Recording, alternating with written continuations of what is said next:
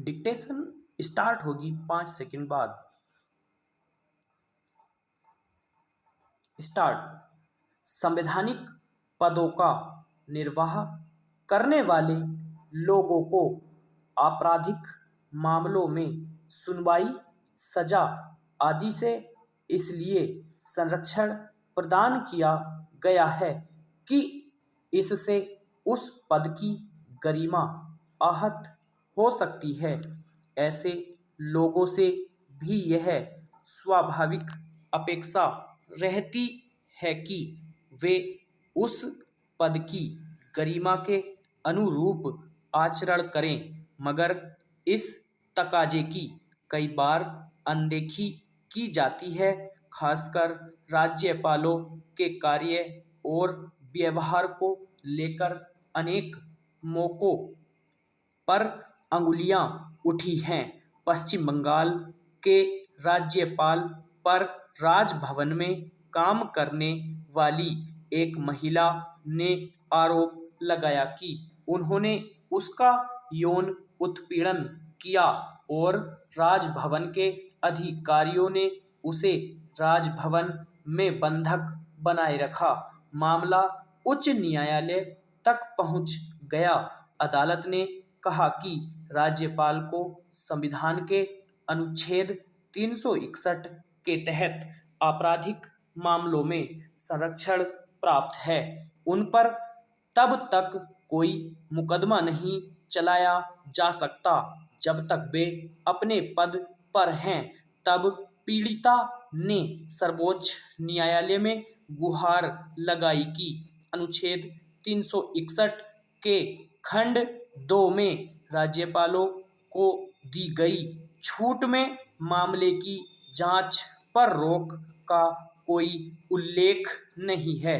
यौन उत्पीड़न जैसे मामलों में जांच में देरी पीड़िता को न्याय दिलाने में बाधा है। सर्वोच्च न्यायालय इस मामले के मद्देनजर अनुच्छेद 361 की समीक्षा को राजी हो गया है। चेंज। सर्वोच्च न्यायालय ने अनेक मामलों में संवैधानिक प्रावधानों की व्याख्या कर मनमानी लाभ लेने वालों पर नकेल कसी है। इसलिए इस मामले में भी लोगों को उम्मीद बनी है कि संवैधानिक संरक्षण की आड़ में राज्यपालों के अपने पद की गरिमा के प्रतिकूल व्यवहारों पर रोक लगाने का कोई व्यावहारिक रास्ता निकल सकेगा।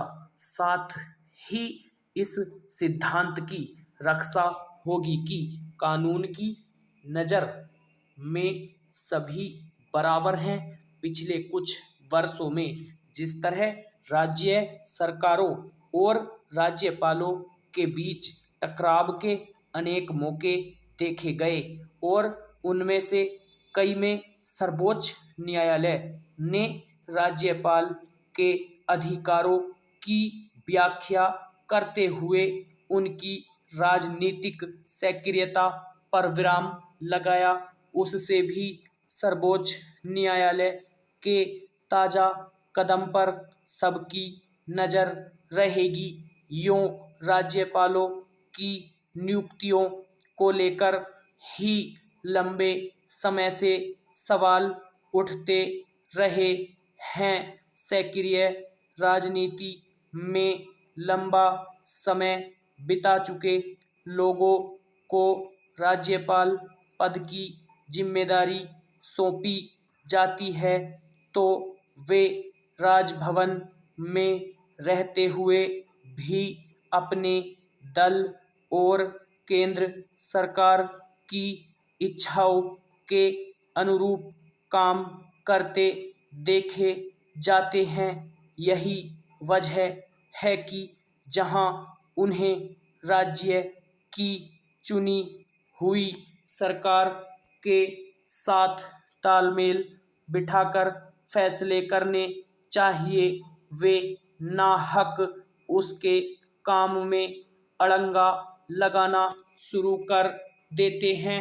पश्चिम बंगाल में भी लंबे समय से यही देखा जा रहा है।